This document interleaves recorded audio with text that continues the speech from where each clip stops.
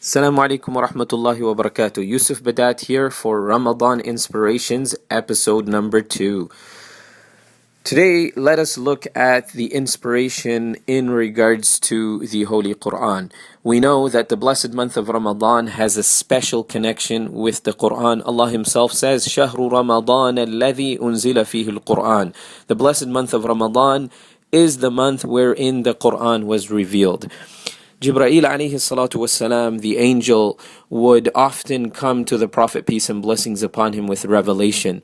And according to the report that is found in Sahih Bukhari, we find that the angel specifically came to the Prophet, peace and blessings upon him, every year to review and repeat the verses of the Quran. And according to commentators, the Prophet would make dawr and review the Quran off his memory to the angel Jibreel alayhi salatu wasalam, and vice versa.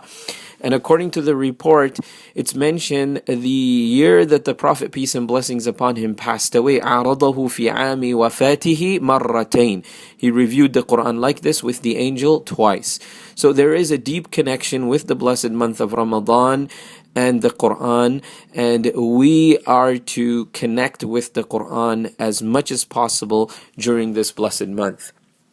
It's mentioned that Imam Malik rahimahullah, the jurist, according to his students, that when the blessed month of Ramadan would arrive, there would be a different approach by Imam Malik rahimahullah. We know Imam Malik, as the jurist, was an individual who constantly was teaching his students. And according to the biography of Imam Malik, it's mentioned that thousands of students would flock to listen to Imam Malik deliver his speeches and his lessons.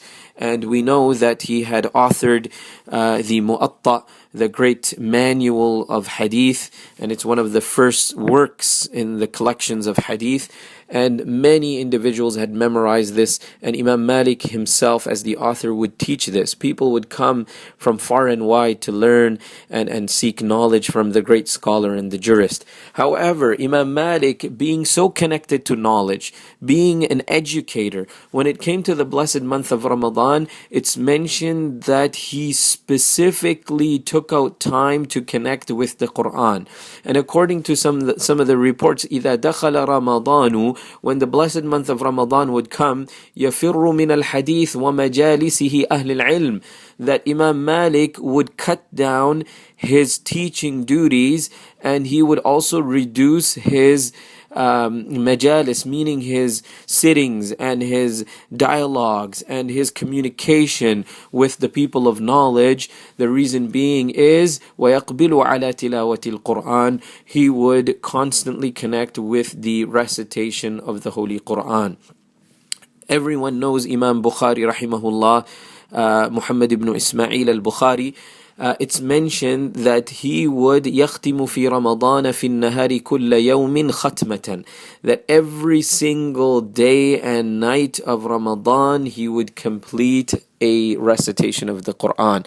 So these are examples, and we are inspired by these super examples in regards to people reciting the Quran, understanding the Quran, and practicing the Quran. So the Quran also has a lament, and let me read to you a brief poetry that I came across. The lament of the Quran is basically that we are not connecting with the Quran, and this month should be a springboard for us to connect, recite the Quran, understand the Quran, and also teach the Quran wherever possible. So the poet goes and says, as an ornament do they adorn me, yet they keep me and sometimes kiss me. In their celebrations they recite me, in disputes they swear by me, on shelves do they securely keep me, till another celebration or dispute when they need me. Yes, they read me and memorize me, yet only an ornament am I. My message lies neglected, my treasure untouched. The field lies bare where blossomed once true glory. Wrong is the treatment I receive. So much to give have I, but none is there to perceive. So let us connect with the message of the Quran by reciting the Quran, by practicing the Quran, understanding the Quran, and propagating the Quran. We get inspiration every day. I know a brother who came to me and he said, I have a goal to memorize the 28th juz of the Quran. I love the surahs in the 28th juz of the Quran. And lo and behold, after a number of weeks, he came to me and he said, the goal I had, I've achieved it. Here, test me on the 28th juz of the Quran. And I said, MashaAllah, how did you do this? So he said, I took out time every single day to memorize a few verses. I kept repeating. I listened to my favorite Qari, Salah al-Budair, and I constantly recited them. And within the span of 3 to 4 weeks, I managed to memorize the 28th juz of the Quran. So it is possible. وَلَقَدْ يَسَّرْنَا الْقُرْآنَ لِلذِّكْرِ فَهَلْ مِن مُدَّكِرٍ. Allah makes a mention that the Quran has been made easy. However, who is there to grasp onto that message? So let us learn the Quran.